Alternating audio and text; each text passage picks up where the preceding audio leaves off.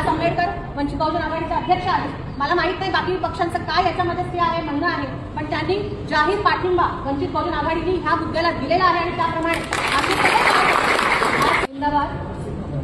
आजच्या या विशेष सभेसाठी जमलेले आपले सगळे मार्गदर्शक नेते आणि सगळे सहकारी, खरं तर विषय गंभीर आहे, कारण कालपर्यंत यूपी बिहार या ठिकाणी राजस्थानमध्ये बॉम्ब लिंचिंग बघत होतो आणि आज आपल्या घरापर्यंत ते सगळे प्रसंग येऊन पोहोचले।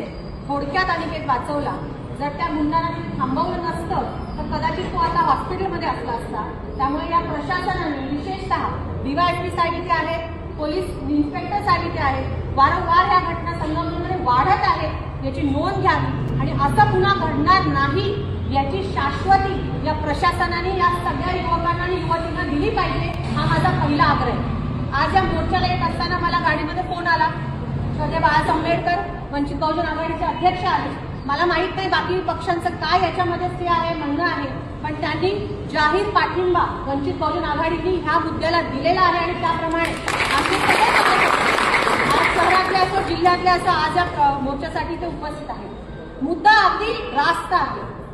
एक माणूस आहे, त्याला कुठलं तरी एक पद मिळालंय आणि जे काही त्याला पद मिळालं त्याच्या जोरावरती तो महाराष्ट्रभर विष पेरतोय। आजचा मुद्दा आहे का हा? गेल्या 1 वर्षापासून 2 वर्षापासून सातत्याने नितेश राणे करत आले। माझ्या प्रत्येक भाषणामध्ये मी त्यांना हेच म्हटलेले आहे आणि त्यामुळे आज जो हा प्रसंग इतका वाढलाय तो एका वेगळ्या वळणाला जाऊन पोहोचलाय। फक्त त्यांनी सांगावं आणि आपण ऐकावं। मी लग्न कोणाशी करायचं त्यांनी सांगायचं, मी कुठल्या मोहल्ल्यात राहायचं त्यांनी सांगायचं, मी खाटकाचं खायचं हलालाचं खायचं का मल्हारचं खायचं हेही त्यांनी सांगायचं, मी कुठल्या कपडे घालायचे हेही त्यांनी सांगायचे। आणि आता अनिकेत घुले छात्र भारतीचा कार्यकर्ता यांनी निवेदन कशाबद्दल द्यायचं हे पण त्यांनी सांगायचं, म्हणजे आपण चाललोय कुठे। तो छात्र भारतीचा कार्यकर्ता आहे, तो जे निवेदन देत होता ते अगदी रास्त होतं, त्याच्याबद्दलही जर लोक आज बोलायला लागले की बाबा निवेदन तुम्ही कुठलं द्यायचं आणि देतोय कोणाला, आम्ही काय कुठल्या ठेकेदाराकडे गेलो का? जिल्ह्याच्या पालकमंत्र्यांकडे सरकारने नियुक्त केलेल्या पालकमंत्र्यांकडे आम्ही आमचं निवेदन द्यायला गेलो, याच्या आधी अनेक वेळा गेलो। ते सगळे विषय काय पालकमंत्र्यांच्या अखत्यारीतले होते का?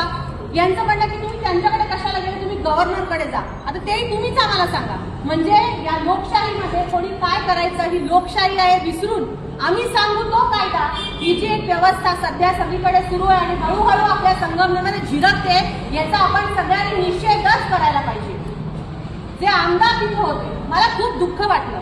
राजकीय आपला मतभेद असू शकतो, पण आनंद हा झाला की युवक आणि आमदार असा झाला की तो पण अशा चळवळीतूनच पुढे गेलाय, सगळ्यांच्या दारामध्ये जाऊन आंदोलनं करणं, अशा प्रकारची निवेदनं दिलं, हे का आमदारांनी केलं नव्हतं का?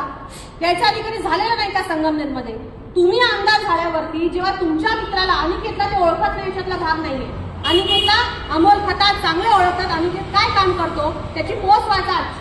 कुठल्याही कॉलेजमध्ये विद्यार्थ्यांचा फ्रीचा प्रश्न असेल, ऍडमिशनचा प्रश्न असेल, तेव्हा तुम्हाला अनिकेत गोड वाटतो, पण जरा पालकमंत्र्यांना कठीण प्रश्न विचारतो किंवा एखाद्या बेभान अशा झालेल्या मंत्र्याला जिल्हाबंदी करा हे म्हणायला जातो तेव्हा तुम्हाला अनिकेत कोणाचा तरी एजंट वाटतो। ही अतिशय दुर्दैवी गोष्ट आहे आणि अमोल खताळांचा ह्या निमित्तानं मी इथे निषेध करते। एक युवक म्हणून, एक युवक कार्यकर्ता म्हणून त्यांनी त्या मुलांच्या बाजूने तिथे उभं राहायला हवं होतं। पालकमंत्री महोदय आधी दादा बोलले अगदी योग्य आहे, त्यांनी जर थांबवलं असतं तरी तिथेच थांबलं असतं, पण तेही कुठेतरी या सगळ्यांना पांघरून घालताना अशी सरळ भूमिका दिसते आणि या सगळ्यांना सोडावं। मुख्यमंत्री सरळ नितेश राणे, आपण ऐकतो आका वगैरे शब्द नवीन आहेत, आमचा बाप सागर बंगल्यावर बसलाय असं सांगणारा मंत्री आज आपल्या राज्यामध्ये आहे। तो बेभान वक्तव्य करतो, तो 2 समाजांमध्ये वाटेल तशी तेढ निर्माण करतो आणि मुख्यमंत्री महोदय त्याला काहीच करत नाही।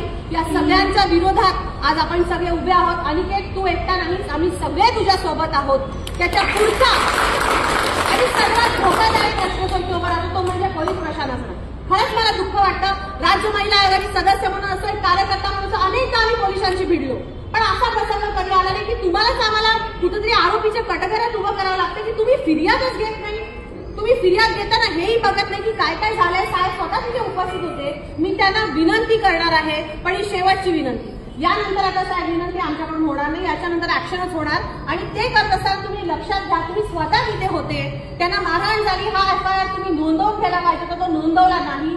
आता विचारल्यानंतर आम्हाला अशी माहिती मिळते की ऑनलाईन एफआयआर त्यांनी तिथे नोंदवलाय, पण पुढची जी प्रक्रिया आहे ती अजून झालेली नाही। कारण तो FIR त्याच्यामध्ये कलमं कुठली टाकायची, मग फोन हिसकावले होते, ते दरोडा टाकला होता का हिसकावले होते का आपस ते कोण चालत त्यांच्याकडे आले हेही त्यांना माहिती नाही. त्या सगळ्याची शहानिशा केल्यानंतर ती कलमं टाकणार आहेत. हे अतिशय धक्कादायक आहे. म्हणजे आम्ही तुम्हाला आता लॉ शिकवायचा इथपर्यंत जर दिवस आले असतील तर आमच्या